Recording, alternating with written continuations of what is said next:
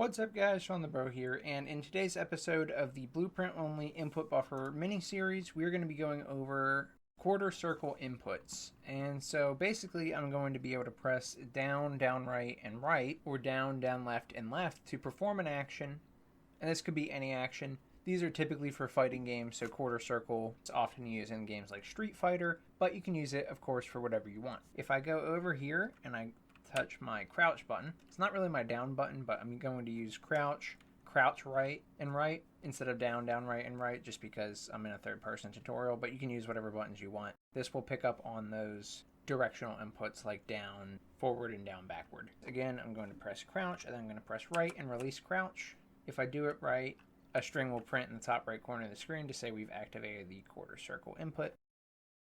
And you can see it says quarter circle there. It is being kind of hidden by the text, but quarter circle. And we can go to the output log to verify this. You see right here it says quarter circle, and right here it says quarter circle.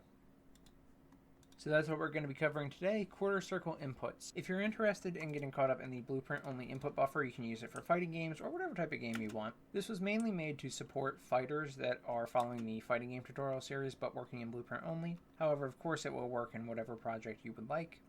Link the first episode of the Blueprint Only Input Buffer in the top right corner right here. Additionally, if you'd like to watch the series that I am implementing this in currently, which is my action RPG and third-person tutorial series, I will link you to that playlist right here in the top right corner. You can check out things like picking up weapons, interacting with NPCs, and locking onto opponents. But with that out of the way, we can go ahead and get started. The Action RPG and Third-Person Tutorial Series is a Code and Blueprint tutorial series, but since this is the Blueprint Only Input Buffer, we're going to be doing everything in blueprints. First thing we need to do is create an input type for crouching, crouch forward, and crouch backward, or crouching, crouch right, and crouch left. So we had an enum in this series to determine what type of input the player was pressing, such as the jump, the attack, or specific types of movement, but we never covered crouch, crouch forward, or crouch backward. If we go to our E input type enum, we can see all the enum values that we've set up previously in the mini-series. For today's episode, we want to add 3 new ones. So you can add a new one by pressing Add Enumerator right here, and I've pressed this 3 times to add 3 enum values. We have E underscore crouch forward, and E underscore crouch backward. Again, you could also call this E underscore crouch right and E underscore crouch left. Now we have our different input types that we can use to fill out the input buffer with, but what inputs are those going to correspond to? We have 2 methods of doing this next part, and I'm going to show you both of them. So the first method is to use the standard input action system within Unreal Engine. This will work in Unreal Engine 4 and Unreal Engine 5. We go to Edit, Project Settings, scroll down to Input. We have all of our action mappings here, our input bindings, and I have a crouch input binding in here. It's either the C key on a keyboard or the gamepad D-pad down. Now this method will work, and if you've been following the third-person action RPG tutorial series, you already have it. If you don't already have it and don't have a crouch action mapping, you can go ahead and add one here by pressing the plus, typing in the name, again crouch, selecting your keys. I've selected one for keyboard and one for gamepad, and you can add more by pressing the plus. However, in the previous episode of the Blueprint Only Input Buffer, we implemented enhanced input, and so enhanced input is a little bit different. If you're using that method, we need to create an enhanced input action. To do that, you can go Add, Input, Input Action. I put all mine in a folder called Enhanced Input. I've added a new one for today's episode called Enhanced Crouch. So I can go into this one, and I put the action description as the crouch input. I'm allowing the default of consuming input. That's perfectly fine in this case, and it is a value type of bool because we just need to know if it's registered or not, on or off. If we're continuing along the enhanced input route, then we need to also add this input action to our mapping context, which I also have in this folder called base mapping context. And the first thing I want to do is press plus mapping, and I will be able to select the mapping out of the enhanced input actions that I have. I want to select enhanced crouch. Once I do that, this will get created right here. I can expand this and then add the key that I want to associate this with, which in my case is the C key, just like it was in my project settings. Then once I've chosen my key, I can go to my triggers right here, and I can add 2 of them. We want one for down and one for released. You could also do pressed and released if you want, but I did the rest of the enhanced input actions in this mini series as down, and down works as well. So either down or pressed and released. Now additionally for this episode we're going to edit our enhanced move right and enhanced move left. They previously only had the down trigger, but we also want to add a release to both of them as well. So enhanced move left, add trigger, released. Enhanced move right, add trigger, released. None of the other input actions have changed. Now once we have all that set up, we can go to our base character blueprint, which is our basic character that we are controlling. So if I go to my viewport here, this is the character that we're controlling in the game. The first thing we need to go to is our setup input actions function that we set up earlier in this series. So setup input actions is where we bind a lot of our inputs to those enum values. So previously we had it set up like this. And this was for regular input actions. In the previous episode of this mini-series where we implemented enhanced input, we set it up like this. Both methods will still work, so pick the one that you want, either regular input actions or enhanced input actions. Either way is fine, and I'm going to show you how to add it to both of them. So let's go in the same order as before. Let's add it to the regular input actions first. So if we were connected here at the bottom one, where we were getting the action mappings by name, looping through, and checking those names for certain keywords like jump, attack 1, special action 1, special action 2, menu up, menu down, menu left, menu right, we're adding a new one for crouch today. So this is a pretty simple system.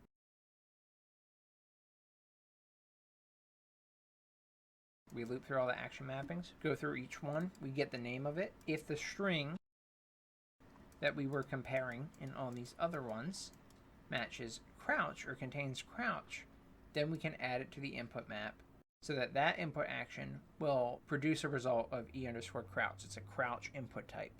Basically, the C key performs the crouch action in the game, and that's what we're going to add to our input buffer. So following the setup here, we're just going to drag off of the branch false here.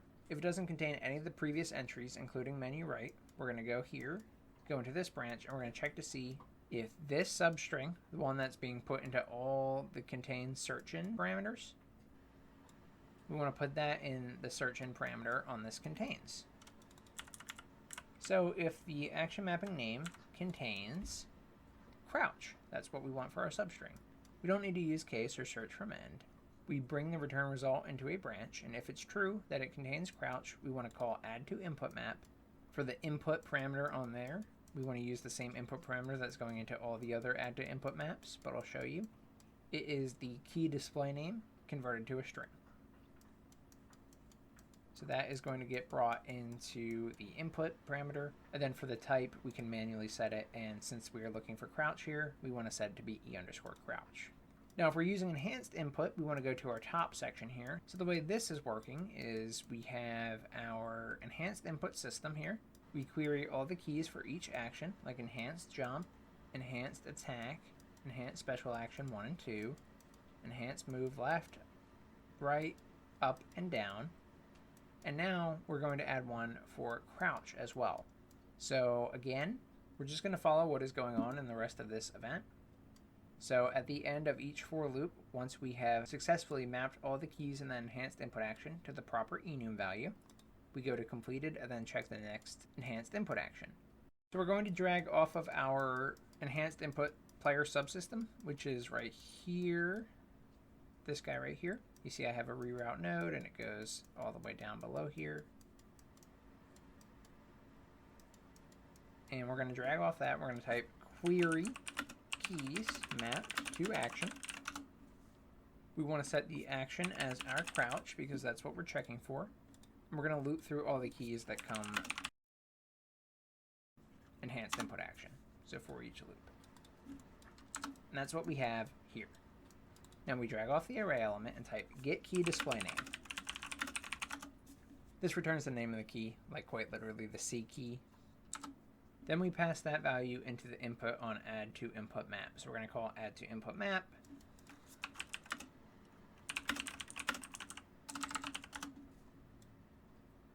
Pass that value in. Then like before, we want to set the type, which is going to be e_crouch.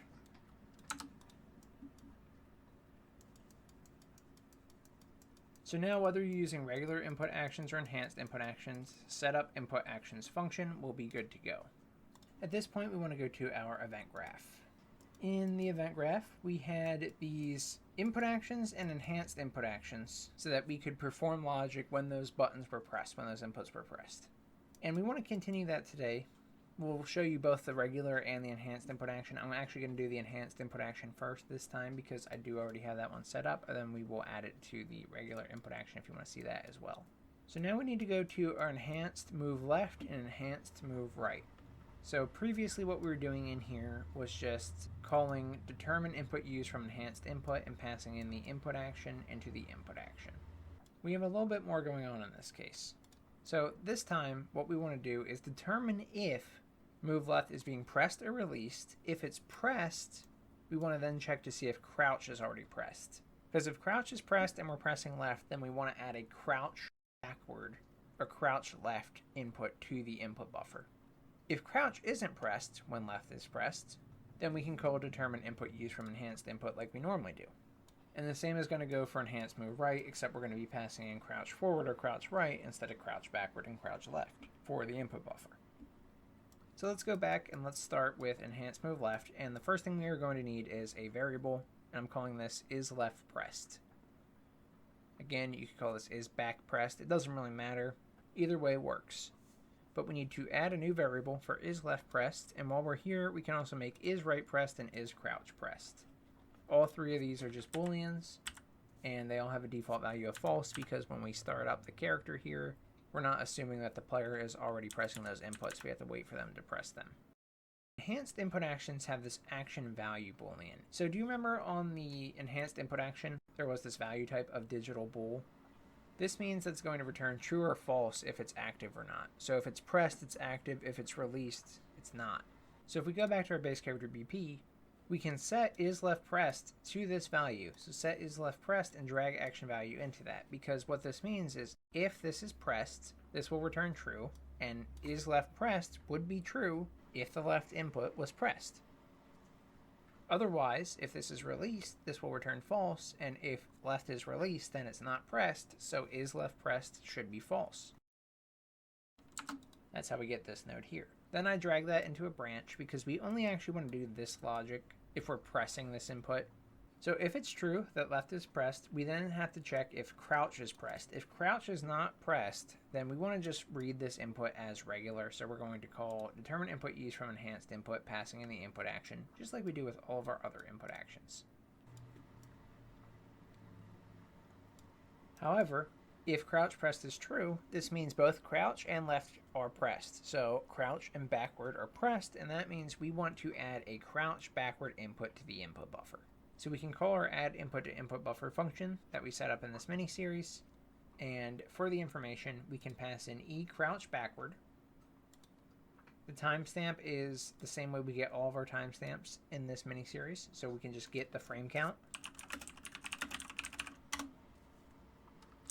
pass that into the timestamp. In this case, it is a press, and then there's no charge frames required on this. Now let's go do the same thing for the enhanced move right. So we're going to use our is right press boolean, but otherwise it's the same method. We're going to drag off our action value, set is right pressed to that value. If it's true, we're going to check to see if crouch is pressed. If it's not pressed, we're going to do what we've always done and call determine input used from enhanced input, passing in the input action.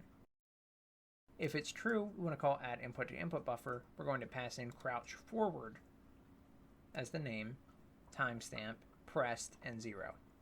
Now lastly, we have our enhanced crouch, which is new for today's episode, so we can go ahead and just search for that, enhanced crouch, and we want to grab the event here. As with all my other enhanced input actions, I have started and completed as the two that are going to be performing the logic here, because that's all I need for my input buffer. We're going to start off doing the same thing by checking to see if crouch is pressed or not and setting that value, but it is going to be a little bit different from there. So first things first, let's set our is crouch pressed boolean and pass in the action value just like before. However, if we're pressing crouch now, both left and both right could be pressed already. We don't really have to worry about pressing left and right at the same time, so the other enhanced input actions were a little bit shorter, but in this case we need to worry about both conditions, crouch and left and crouch and right. So first one here, we're going to check to see if is left pressed and bring that into a branch. If it is, we know that at least left is pressed. Now, crouch pressed could be false, meaning it was a release, in which case we would not want to add crouch backward, we'd only want to add left. we drag the is crouch pressed into a select statement. Now the way select works is it will take in a value, and depending on that value, it will return a different result. And so you can use one node to handle several bits of logic. So what we're going to do is drag off of our return of set is crouch pressed and type select. We just want the regular select here, so you have a lot of options. We want this one, select. Depending on what you drag this return value into, your choices for false and true will change. We want to drag this into our input info name. That's our E input type. That's what we added crouch, crouch forward, and crouch backward to earlier. So we drag return value into that right there. It's going to automatically populate the false and true. If crouch pressed is false, but left pressed is true, we want to just pass in the left input action. However, if crouch pressed is true and left pressed is true, we want to pass in crouch backward input action. And that's what we have right here. By the way, this is just our regular add input to input buffer node using the return value as the info name. The timestamp is the get frame count again. The status is pressed, and the charge frames is 0. Now, if this is false, that left is not pressed, we go to the next condition, which is determining if right is pressed. So if it's true, we go add input to input buffer, and we're going to use another select statement off of is crouch pressed. This time, false is going to be right, and true is going to be crouch forward. Drag that into input name. Timestamp is also the frame count. Status is pressed. Charge frames is 0. Now, if both of these are false, that means left is not pressed and right is not pressed.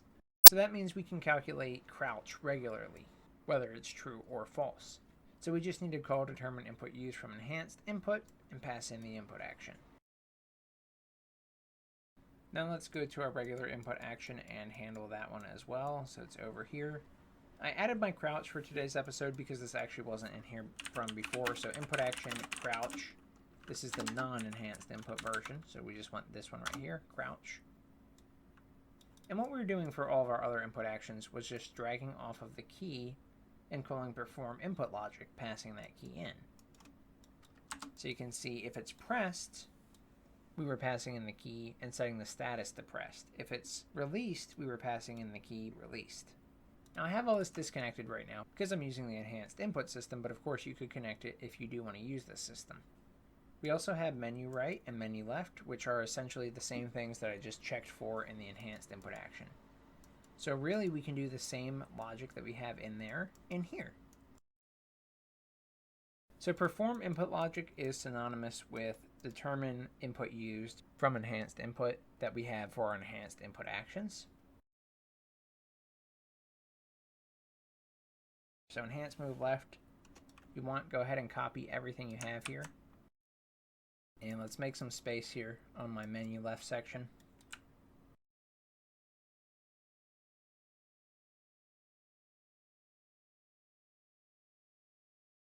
So first of all, if it's pressed, we want to set is left pressed to be true.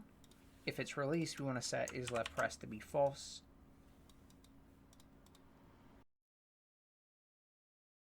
This branch isn't necessary anymore, so I'm going to remove it. Then I'm going to bring the logic over. Then we were checking is crouch pressed, and if it was true, we were calling add input to input buffer.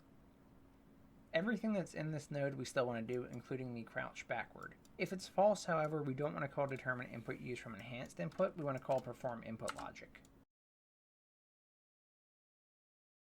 All we want to do is drag the false in the branch into perform input logic, and then also the released after setting is left pressed to be false to perform input logic.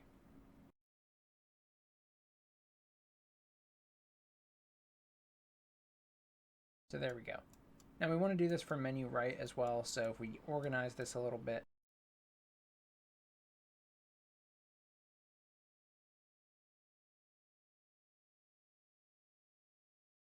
we can copy what we just did for left and put it in the right.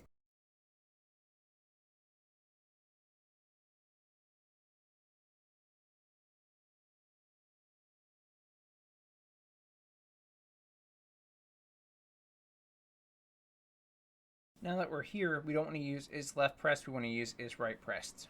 we can actually right click on this boolean, the set node here, and replace it with that boolean that we want. So replace variable with is right pressed. Replace variable with is right pressed. If it's released, go there. If it's pressed, go there. Then we check to see if crouch is pressed. If it is, we want to change the info name to crouch forward. If it's not, we want to call perform input logic with released. And now everything looks as it should. The last one we need to set up is the crouch. Now this one is a little bit more complicated as you saw, so we're going to go ahead and copy what we have for the enhanced input action one.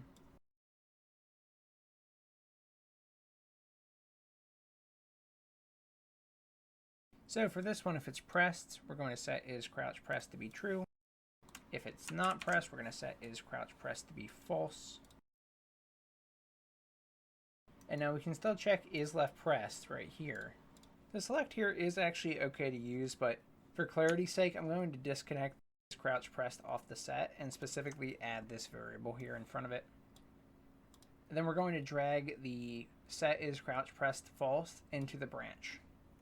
This way we can account for both situations. Otherwise though, this is going to be exactly the same. The select already handles the left and the crouch backward inputs that we want to pass into this based on these booleans. And same with the right pressed. Add input to input buffer is already set up properly as long as we pass in the is crouch press boolean right here. But the last case, if we hit false both times, we were calling determine input used from enhanced input. Again, we're not going to do that anymore. We're just going to call perform input logic, and we want to specifically use the status of released. So we can put this below. For the key, we can use what's in the input action, just like usual. And we want the status as released, so let's just clean this up.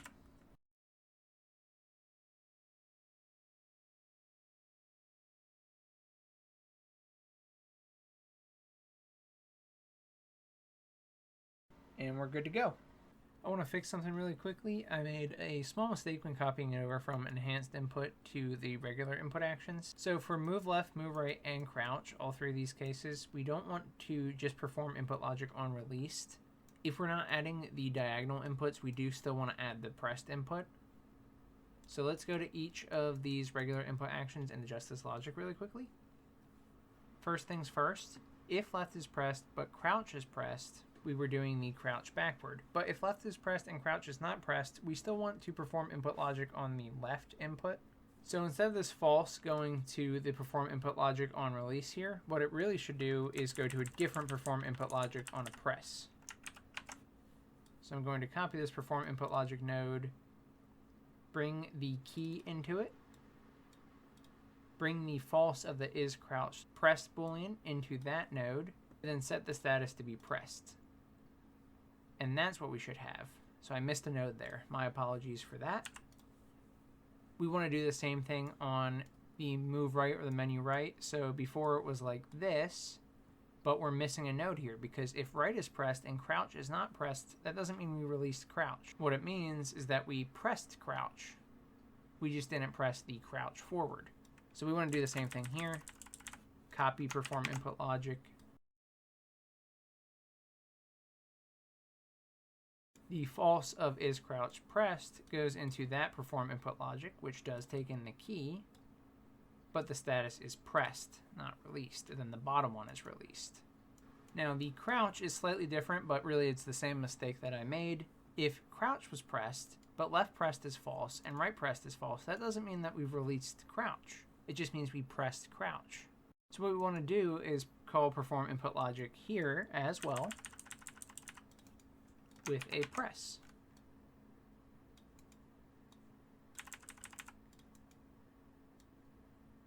So it should look like that. Change this to pressed. Add the key in here. Now in this case, what we actually want to do is go through the same logic for both pressed and released. However, when we are calling perform input logic, we do need to pass along the right type. Technically it will work without this, but release inputs would break, and we want to make sure we allow them to continue to work. We only need one perform input logic if we're going to use a select statement, so I say we just do that. So we drag off of our status here, which is pressed, released, or held, and we're going to do a select statement on it. This is going to make a node that looks like this. Just like with the other ones, we want to check and see if crouch is pressed, and then use that as the index. So when we do this, we now get our proper select fields here, which are pressed, released, and held. If crouch is pressed, that means true should be pressed, false should be released. So we call perform input logic with that select in there. Now if I actually want to test this, remember that our setup input actions has to be adjusted so that instead of using the enhanced input, it is using the standard input actions down here. So make that minor change. At this point we need an actual command we can test against, so go ahead and go to your class defaults on your base character BP, go to your command list. You can either edit an already existing command or add a new one. I added a new one and I called it quarter circle. For my inputs, this is a quarter circle forward, so I added crouch, crouch forward, and right. Thinking of it as a fighter, that's why we have crouch and crouch forward. But in this case, forward and right are synonymous for the test case that I have here. So you can add different inputs here in your array by pressing the plus button. First one is a type crouch, pressed, 0 charge frames, not currently held. Next one is crouch forward. Last one is right. For the max frames between inputs, you can choose. I made it pretty convenient by making it 10 frames so I could test it. If you want to use the regular input actions over the enhanced input, you should disconnect the enhanced input and vice versa. To do that, we can simply just disconnect everything from the crouch, the move right, and the move left of the enhanced input actions and leave the other ones connected for the regular input actions. So anyway guys, I hope this helps you make quarter circle inputs and diagonal inputs in your blueprint only input buffer for whatever game you're using it for. If it did, please subscribe. It helps the channel out a lot and it makes me know that you guys really care about this content. If you want to join the Patreon, YouTube membership, or Discord subscriptions for extra benefits, feel free to check out the benefits here and click the link in the top right corner. If you had any problems while watching this episode or any of my episodes, feel free to join the Discord community. Link is in the description. Otherwise, guys, that's all I got, so thank you so much for watching. I'm Shawnthebro, and I'll see you in the next one. Goodbye, guys.